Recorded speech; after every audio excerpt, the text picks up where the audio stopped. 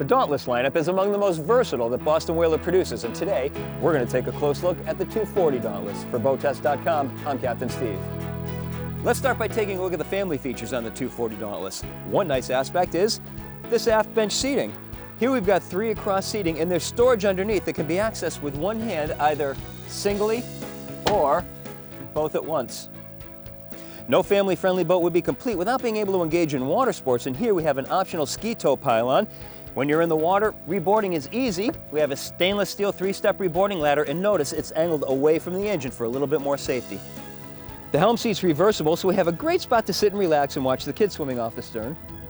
Forward-facing seats are always the most popular on any boat when you're underway, and on the 240 Dauntless, we have not only a seat just ahead of the console, but both sides of the bow seating flip up to form chaise lounges. This sits upright, which is great for visibility, but for relaxing, not so much. I think multiple adjustments might be a little bit better. With the seat backs lowered, the bow creates a huge sun pad, great for relaxing on a sunny day. Inside the console, standard porta potty. This boat's equipped with the optional pump out head, and there's 4 feet 5 inches of overhead clearance inside. And of course, rounding out the family features, this optional T-top provides much welcome shade on a sunny day. Now, the Dauntless line was built on versatility, so that means we can easily transition from family fun to fishing fun. Let's take a look. With the bow cushions removed, we have a forward casting deck, 6 vertical rod holders out of both sides of the forward seating, and when it comes up through the bimini top, there are flaps held closed by Velcro so the rods can go through. All of the bow storage compartments are insulated and self-draining, so they can all be used as fish lockers. The one to the port has rod holders, and all of these compartments are lockable. Underneath the forward console seat, there's a live well, rounded edges, colored blue, and there's a light inside. At the stern, there's a second elevated casting platform.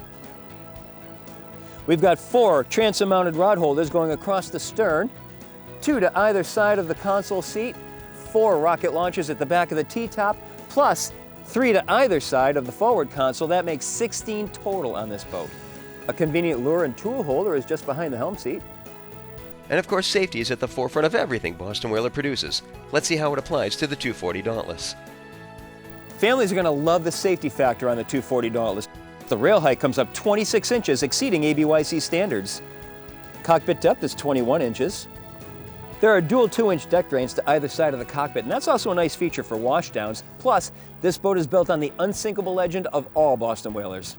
Now, I want to talk about some of the quality components on the 240 Dauntless. For starters, all of the hatches have these stainless steel gas support struts. And look at this, 4-inch stainless steel hinges with 8 flush-mounted bolts. All of the rails are welded stainless steel, and notice the cleats, how they're not just dropped on top of the cap rail, they're angled in a molded piece, and these are backed by whaleboard. That's a composite material that's got 3 times the strength of aluminum that we usually see on other builders' boats. Notice the stainless steel drink holders are mounted into their own molded recess. The S-curve tower supports blend perfectly into the molded console.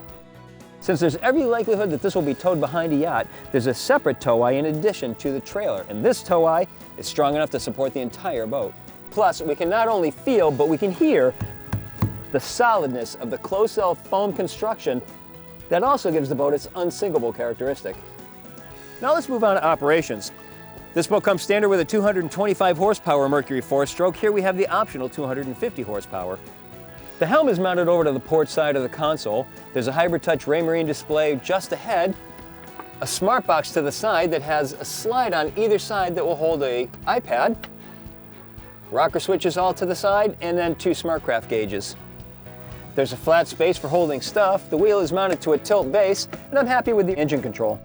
I'm most happy, however, with the ergonomics at this console. There are 2 footrests, plus the seat back goes into multiple positions so that you can drive the boat while in the seated position. The 240 Dauntless has a length overall of 24 feet 8 inches, a beam of 8.6, and a draft of 14 inches. With a dry weight of 3,300 pounds, half fuel, 2 people, and upgraded test power, we had an estimated test weight of 4,653 pounds. With the 250 Merc 4-stroke running 6230 RPM, we reached our top speed at 48.2 miles per hour while burning 26.9 gallons per hour. Dialed back to a more economical cruise of 4,000 RPM, we were running at 30 miles per hour while burning 10.1 gallons per hour. That meant we could run for just over 8 hours and 242 miles. And these cruise numbers also give us an ideal benchmark to estimate time and distance remaining. Got 12 gallons of fuel left. Let's hope your destination is within 1.2 hours or 45 miles away. She's a very comfortable boat. Obviously, in the Intracoastal Waterway here, we don't have a lot in the way of chop, but there are a lot of large boats going by, and every time we cross their wake, we're able to see that she launches off the waves smoothly without any pounding and makes a clean re-entry. As far as turns go, when we enter the turn, she leans nicely into the turn, bleeds off a bit of speed, so don't be shy about adding power to keep the speed up. No ventilation of the prop, no matter how fast or slow we put the boat into a turn. During the turn, she stays nice and stable, no chine walk whatsoever. On acceleration, the bow comes up 7 degrees with no loss of visibility to the horizon, and then she settles in quickly to her 5-degree bow high attitude. All in all, this is a great handling boat that clearly has the capabilities for venturing out into unprotected water beyond the inlets. Well, in my opinion, this boat does show excellent versatility, strength, and quality of build. And that's my look at the 240 Dauntless from Boston Whaler. For BoatTEST.com, I'm Captain Steve. We'll see you on the water.